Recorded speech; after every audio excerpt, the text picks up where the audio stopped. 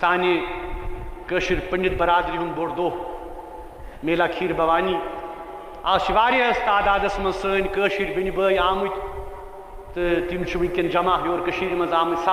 ساسن مز تمن سارے خیر مقدم کر تو تمن یہ کت یسان باور کریں کہ جموں کشمیر لوگ یہ عوام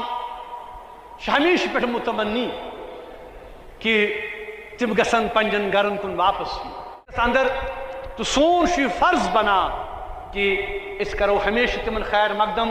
تو تمہ خاطر کرو کوشش تیز تر کہ تم گھن پنہ وادی کن پنہ مادر وطنس کن تکیاز سن زبان سن لسان سون کلچر سون وتھن بہن اخ رودمت ہمیشہ تمہ خاطر متمنی انشاءاللہ۔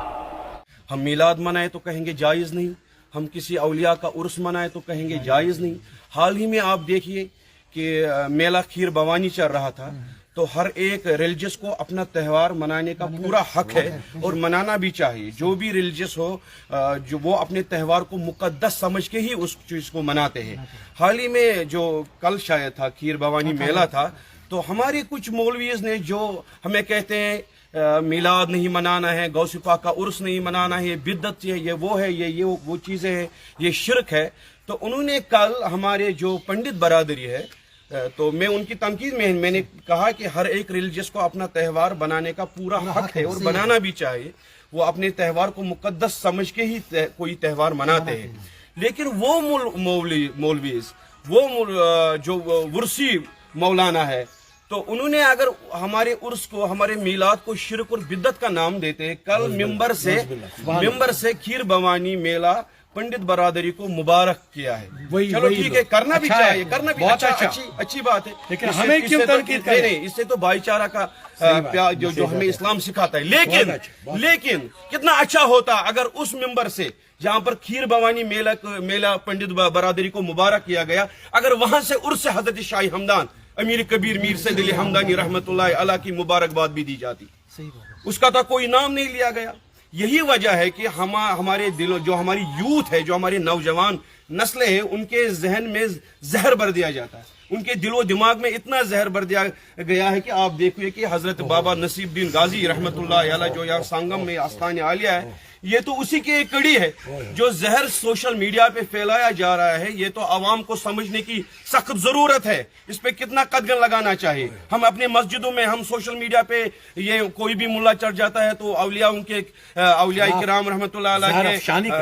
زہر افشانی کر رہا ہے، یہ گستاخیاں کر رہا ہے، دن دہاڑی جو کچھ بھی من میں آئے بول رہا ہے، یہ اسی کا نتیجہ ہے۔ اگر اس پہ ہم روک تھام نہ کریں، اگر ہم ایسے ملاؤں کی زبان کو لگام نہ دیں، تو ایسے حالات جو ایسے واقعات رونما ہو رہا ہے یہ اور بھی ہوتے جائیں گے، بلکہ اس سے بھی زیادہ۔ اب دیکھیے کہ جو یہاں پر مقامی لوگ باشندے ہیں، ان کی گواہی سے اور جو آئی وٹنس ہے جنہوں نے یہ دیکھا ہے، میرے ساتھ مولانا صاحب بھی ہے، انہوں نے جو دیکھا ہے،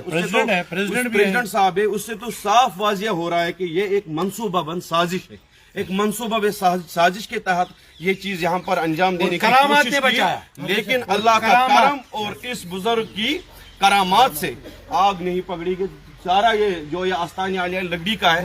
تو آگ یہ تو اللہ نے کرم کیا ہے کہ یہ آستان عالیہ بچ گیا ہے۔ لیکن ایسے شر پسند عناصر ہمارے صفوں میں موجود ہے، ہمارے علاقوں میں موجود ہے، ہمارے گاؤں میں موجود ہے، ان کو بے نقاب کرنے کی سخت